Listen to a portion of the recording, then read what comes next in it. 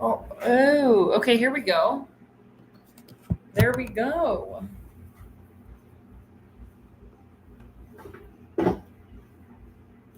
Okay, hi guys. We are live right now. Welcome to everybody that is watching. This is my first time doing YouTube live to answer your guys' fitness questions. So I hope that this stream is helpful for you. I believe it will be available for live replay. Just to give you guys a little bit of an intro, I am a personal trainer. I've been a personal trainer for 7 years now, coaching both online and in person. So that is the bulk of what I do. And I have a lot of experience coaching clients through fat loss, muscle gain, powerlifting competitions, strength competitions. So I'm taking a handful of questions from all different sectors of nutrition and training, and I've compiled them through an anonymous forum. My goal is to eventually be doing this like every first and third Tuesday of the month. The date is obviously might change. So yeah, I'm gonna go ahead and just post the link on Instagram so everybody knows that I'm on, and then that way we can get started. So just hold tight 1 second.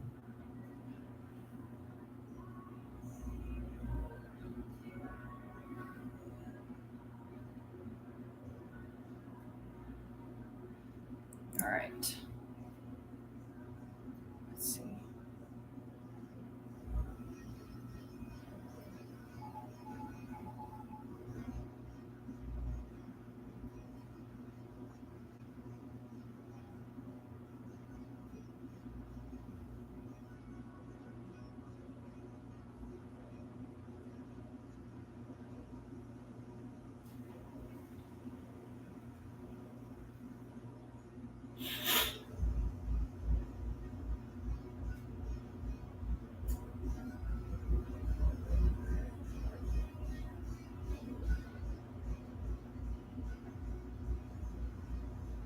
Okay. Just gonna give a few more minutes for people to actually get in here, or at least find the link.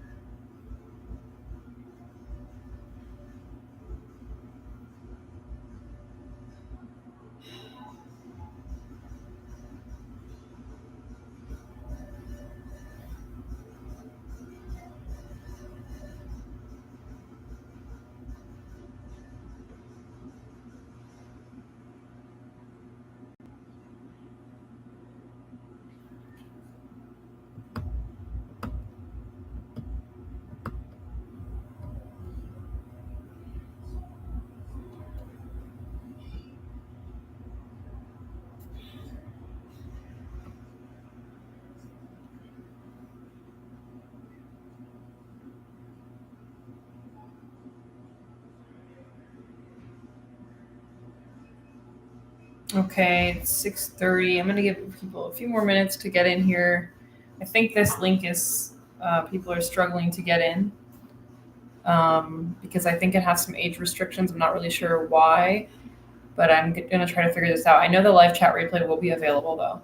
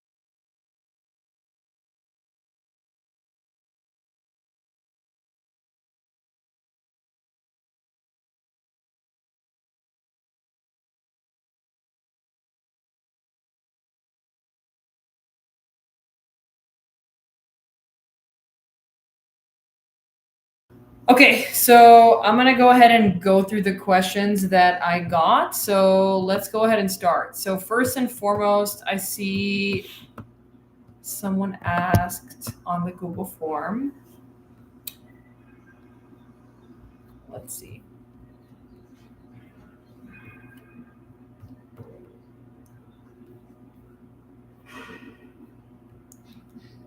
How do you decide to cut or bulk? I want my arm muscles to pop without having to flex. I'm 25% body fat. Do I need to lose more fat? Okay, so very good question. A lot of guys ask whether they should cut or bulk, and the reality is that there's a scientific answer, and then there's the answer based off of your comfort level, right? So if you ask a bodybuilder that question, let's say they're going into bodybuilding and they're saying they want to put on muscle, from a perspective of being able to put on muscle, your cells, in terms of your ability to uptake energy efficiently and use it for muscle growth, is not going to be as efficient at 25% body fat as somebody that is leaner, right? So a male's physique, depending on your comfort level, you really want to have some ab definition before you begin building. So a lot of times people are talking about bulking. They're talking about bulking way too early. They don't have any visible ab definition. And so what's going to happen is if you push up calories when your body already has excess fat tissue, is you are going to gain fat equally as fast as you gaining muscle. So you are actually going to really get away from that lean look when you do that. So that your best bet is going to be to lean down first, right? So you want to get lean first, shave off your body fat. I would say try to get close to like 12 to 15% body fat. And then you can slowly build up, or even if you are an untrained, like you've never been on a program, you never had a structured thing where you do the same exercises every single week for like 6 months. If you've never done that, I would recommend that you spend a period of time doing that, eating at maintenance calories before even thinking of bulking, because maintenance is a very safe time to alter your body composition, and meaning like the way that you wear your weight can drastically change if you have very good training principles, meaning you're training close to failure, you're hitting your muscle groups 3 to 5 times a week, and then on top of that you're recovering with good nutrition and your weight is being maintained and stable. This is a great place to build muscle. You do not necessarily need to push calories up in order to build muscle, right? If you've truly hit a wall with trying to build muscle at maintenance, meaning you've applied progressive overload, you've been doing it for years, you're past your beginner stage, which most people are not, then pushing up calories can make sense. Having a little bit of extra energy to help facilitate the muscle growth process makes sense. But at 25% body fat, my perspective as a coach seeing that, I would not bulk a man at 25% body fat. I would want to see him lean first with visible ab definition. That way I have a clean slate to work with and build from. And if they gain a little bit of body fat throughout the process, they're not too far off from a lifestyle body fat. So let's say you start at 12% and then you build muscle and you get up to like 18-ish, you can cut back down to 12. But if you're starting at 25, you're going to go way above 25. And at that point, you're just accumulating health risk for the sake of gaining weight. Remember, body fat tissue is not a good thing, right? So we have our essential body fat tissue, but then we also have excess. So if you're doing it in pursuit of just gaining weight, don't think that gaining weight is going to magically turn into muscle. That's not the case. So that's my answer to that first one. Second question, what causes the most injuries in the gym? If you are here from the live seminar and you ask a question, just say hi in the chat just so I know that you guys, I'm not talking to myself. That would be nice. What causes the most injuries in the gym? Very nuanced question. It's hard to say what causes injuries in the gym, but what I can say is I can give you principles of what does cause injury in the gym. And that is doing a movement that your body is not prepared for, is my very vague answer. And the reason I keep it purposely vague is because I don't believe there are bad exercises. I believe that there are bad progressions. And I believe there is poor load management, meaning that if I have never taught you deadlift and I teach you deadlift, but I make you pull 90% of your 1 rep max on your first session deadlifting, and then you have a little bit of rounding during that session, you could say deadlifts are injurious, for lack of a better word. But it's not the deadlifts that are injurious. It's the weight selection that you have selected for that workout when your body has, one, not adapted to that movement at all. So it's not familiar. Your nervous system is not familiar in being in the most efficient position to pull weight. But two, load management. You've jumped the load way too heavy for your first attempt doing that exercise. So I don't believe in even rounding, under load being dangerous, as long as you are progressively exposed to that over long periods of time. You can develop tolerance to really anything. Human bodies are extremely resilient. You are not a glass back. You don't have a glass body that's going to shatter in half.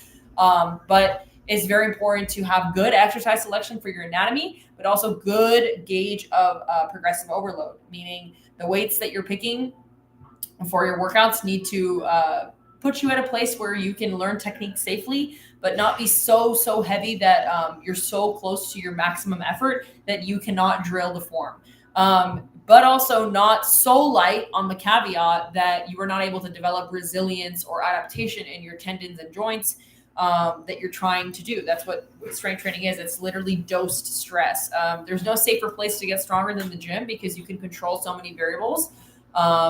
In real life, you never know if you can step off a curb and, twist your ankle or hurt yourself or fall backwards and hurt yourself. But in a gym, you have a very controlled environment where you can be very intelligent about how often you are increasing weight, decreasing weight on things. So, I wouldn't say that there are a set of bad exercises. I don't believe in that. I believe that there are bad progressions. So that's my answer to that question. Third, what are some good upper body exercises for people regaining strength after a shoulder injury or lower body exercises after a knee injury? Okay, so I know who asked this one. So for a shoulder injury, it really depends on what kind of shoulder injury. Okay, that's first and foremost. But second off, what matters is what you can tolerate. And that is really based on experimentation. There is not like a set handbook that I have when a client comes in with an injured shoulder and I tell them, hey, avoid these exercises. Only do these. These are safe for a shoulder injury. These are not safe. It's not that black and white.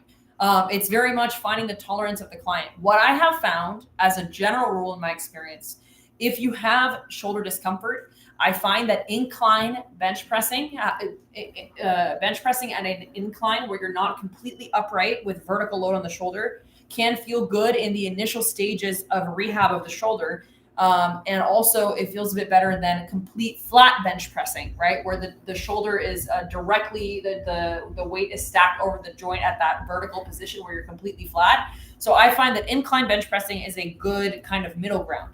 I also think wall push-ups and incline push-ups are a good way to dose stress to the shoulder. So let's say doing a regular push-up really hurts your shoulder, or maybe you have some shoulder impingement or you're very uncomfortable. What you can do is you can elevate yourself on a Smith machine rack or even a barbell and do push-ups to a countertop. This is going to put less load and less vertical stress directly over that joint, and you're going to be able to develop adaptation, which means that over time, it might be a little bit uncomfortable. But as you develop adaptation, we can drop the height of the Smith machine or, change the incline slightly higher as your shoulder starts to develop more tolerance.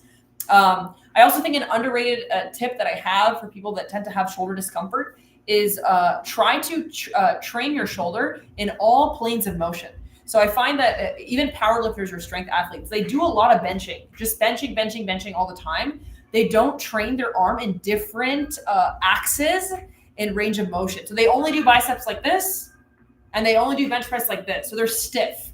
So if you, for example, can do behind the back cable curls where your arm is behind you, that shoulder's in that stretch position, and you're having to overcome resistance, or doing a standing bicep curl with the cable, holding this position is going to work your shoulder stabilizers while you are also challenging it from a strength perspective. You're training the shoulder in various positions. That is going to really help you develop resilience in that area. So I think that having a good variety of different positions for the shoulder is very helpful, but also making sure you're tracking your training, right? So like if you find that incline bench press, at 30 pounds keeps your pain level at like a 5, during your session, meaning you kind of can notice that it's there. I wouldn't try to avoid everything that hurts, right? That's, I think, is a big misconception that people have when it comes to pain management or rehab, is they think that as soon as they feel something that hurts, they stop. That's not how you build tolerance when you're trying to come back from something that's hurting. You want to expose it, but dose it properly. So if your pain is at a 5 and by like the last set, your pain is at like an 8 or a 9 and you're crippling, you barely can move your arm, you're debilitated walking out of the gym, yeah, you probably push a little bit too hard, okay? And or if the next day you wake up and you're very achy and very painful and that lingers for a few days, it was probably a little bit above the threshold that you could tolerate. So that will give you good feedback. Your body will give you good feedback for whether the progression that you selected is appropriate.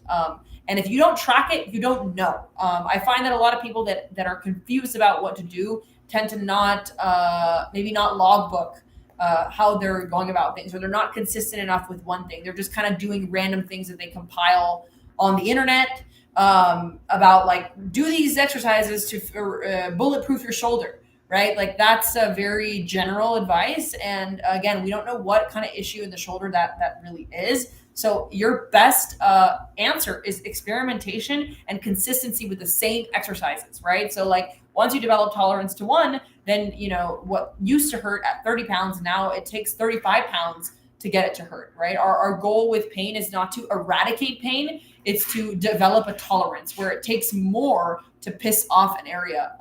Same with lower backs, you know, me, myself, sharing my own lower back story, deadlifting 95 pounds used to flare up my back like crazy. And I could not move the next day. But over time, this really helped me deadlifting over and over again, experimenting with different positions, finally helped me find a rhythm for like what my starting position was that was going to be the most comfortable for me, but also just doing it every week. Eventually, my back did not have that same response that it did initially. So just because something hurts now doesn't mean it's going to hurt forever. You can do several things like cut your range of motion, meaning not go as low, cut weight, train at different angles, find positions that are comfortable and train them. It's really as simple as that. And when a client comes in, that's exactly what I do is I'm like, okay, let's see what hurts. And then let's try to find a modification for it, whether it be with load, whether it be with positioning, whether it be with variations. Maybe machine shoulder press really hurts, but having that free motion and being able to rotate your shoulder doesn't. That way you can keep your shoulder at an angle that is comfortable. That is very important. Finding that and then staying consistent with it as you develop tolerance. Whew, that was a lot of answers, right? Bardia is here. You could say hi. Listen to Bardia. He's jacked. He has nice shoulders. Okay. The other question is what? I'm currently on my 4th week in an intermittent fast and in the process of switching to bulking. Interesting. 4th week in an intermittent fast. The meals I've been eating have been around 800 calories, and I really cannot fit more in. What way would you suggest supplementing the bulking process while staying around this area of calories? I highly recommend that you start incorporating more calorie dense items that you cannot chew. When it comes to trying to push calories up, for the sake of whether it be a low appetite or whether it be you wanting to build muscle or whatever it might be, the goal is to not see your calories when you're trying to build and you're struggling with appetite. So let's say like I'm cutting weight and I'm trying to remain full. The more I chew, the more my body is going to process fullness. So not only is it psychological, but it is also physiological, right? You stimulate the vagus nerve, your ghrelin and leptin hormones, your feeding and satiety hormones when you are in a specific phase. It's very important to know how to manipulate the body's response, right? So like the more we chew, the more full we feel. So even if like we're not eating a ton of calories, if I'm eating like a big bed of lettuce with like sweet potato instead of just doing like rice and beef, that lettuce and sweet potato has so much volume, it takes up so much room in my stomach that I'm going to feel very full and satisfied. And my body's also going to digest that a little bit slower because it tends to be higher fiber, a little bit more nutrient dense. So sometimes deviating a little bit away from having super nutrient dense sources to a little bit less nutrient dense just to push calories up can be very helpful. So for example, if you are cooking, if you cook in 0-calorie spray, a very easy swap would be starting to cook in ghee or butter, right? That's an easy way to add 120 calories to a meal that you can't even see or really feel. Same with dressings, sauces. Like these are very easy ways to sneak in calories.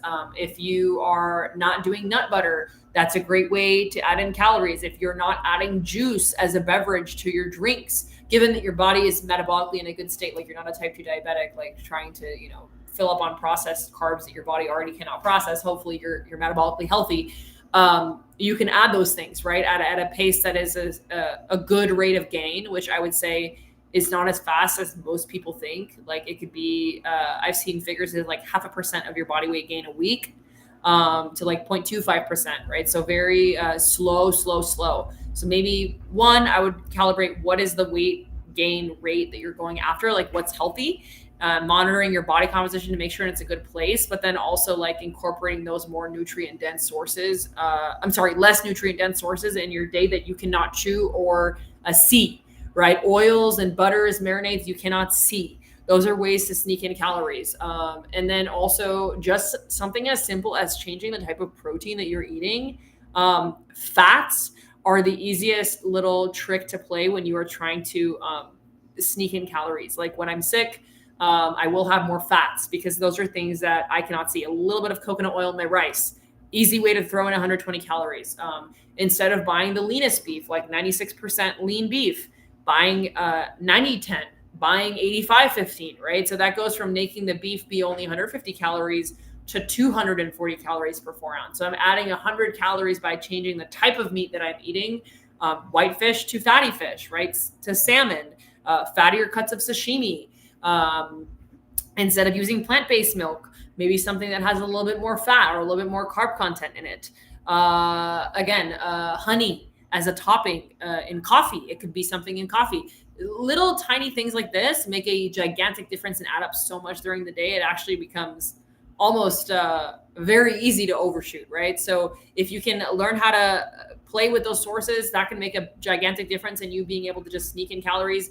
I say as somebody that used to struggle with being underweight, that was a big thing for me. And then eating frequently also really did help me stimulate my appetite, stimulate my metabolism, so that I would get, the more you eat, right, the more hungry you're going to be more often, right? Because your body psychologically is used to receiving food on a specific time basis, right? So if you're trying to retrain your appetite or you're trying to increase your ability to get food in, eating at regularly scheduled intervals, even if it means drinking calories, I highly recommend that. Smoothies are great. You'll get hungry in like 2 hours drinking a smoothie. Flax, chia, hemp. These are great ways to increase calories without really feeling your food. So yeah, hopefully that was a formative answer for you. All right. We have maybe time for maybe 2 more questions. Let me see. I'm going to try to pick one of these 5.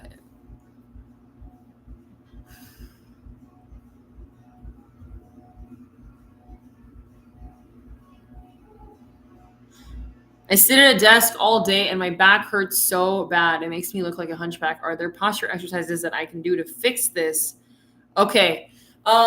So we live in an era where everybody works at a desk or they work from home. So the most important thing when it comes to posture is you've been lied to. There is no perfect posture when it comes to your back.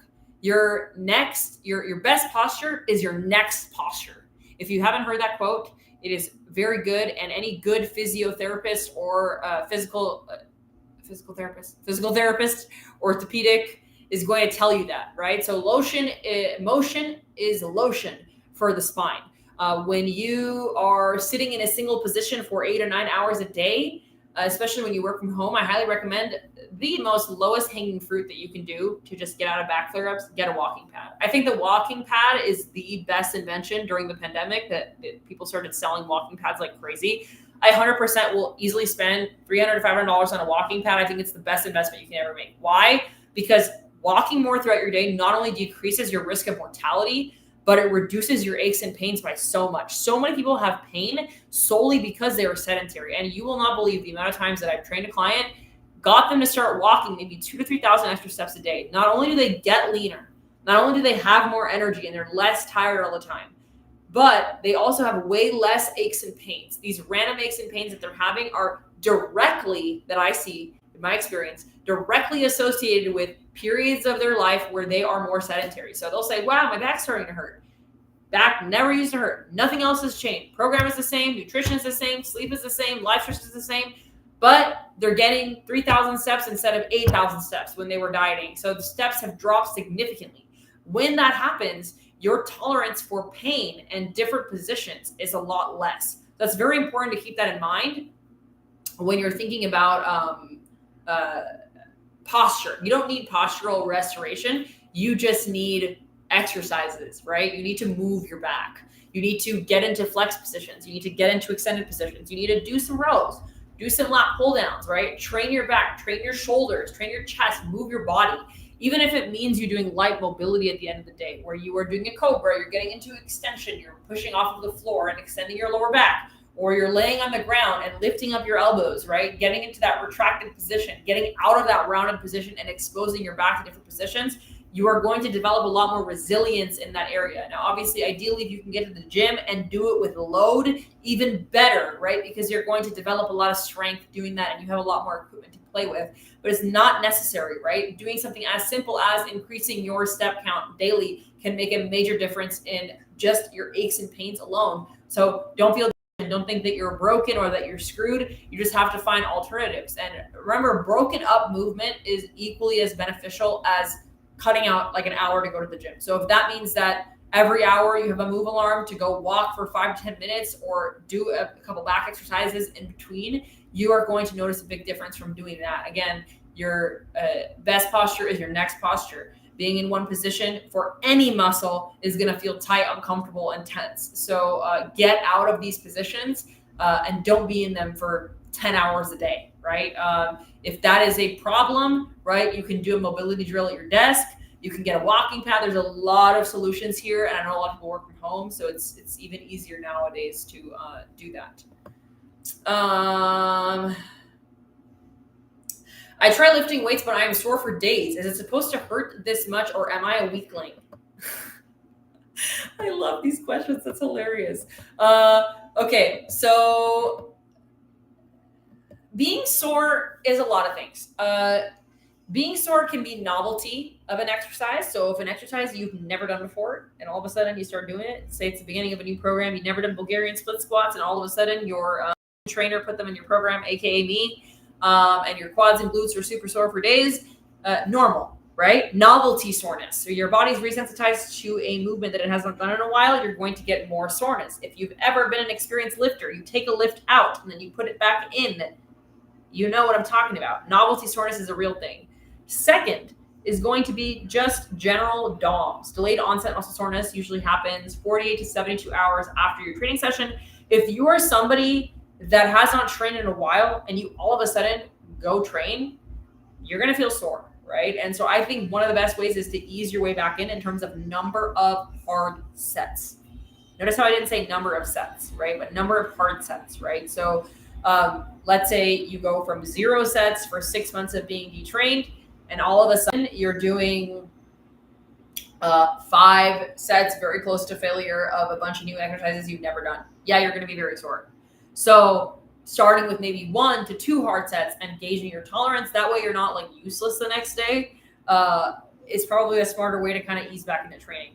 Another thing that really amplifies soreness is coming back from a vacation or trip or being sick and then going straight into training as well. So again, any period where you're desensitized or conditioned and then you jump into training at full speed, again, this goes back to the progression adaptation principle that I mentioned. Doing too much Too soon is a risk factor. Doesn't matter what exercise it is. There's no bad or good. It's all context dependent. Doing too much too soon is a risk factor. If we can do a little bit over long periods of time rather than doing too much too soon after doing too little for too long, you're going to be in a better place. So you're not a weakling. You just need a better strategy, or you need to just allow the first or second week of being a newbie pass. I don't really know your full situation, but yeah.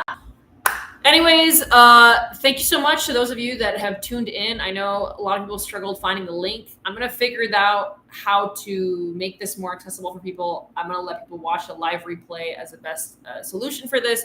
But if you enjoy this podcast, please, please, please give it a like, share it with a friend. And just so you guys know, my Instagram is built, BUILT _by G. I'm going to put it in the chat really quick. And if you follow me here, I'm going to be posting updates about when I'm going to go live again. From what I know right now, I'm going to be going live on the 16th of September. The time might be TBD depending on how we figure out this platform. But if you want to submit a question, all you have to do is go to my Instagram, click the link in my bio, and there is a part where it says submit a question, fitness live hotline. And you can go and do whatever you need to do. And your question will be featured in the video if the time allows. These seminars are 30 minutes. And yeah, thank you to everybody that participated. And I'll catch you guys in the next one. Thanks so much for watching. Bye.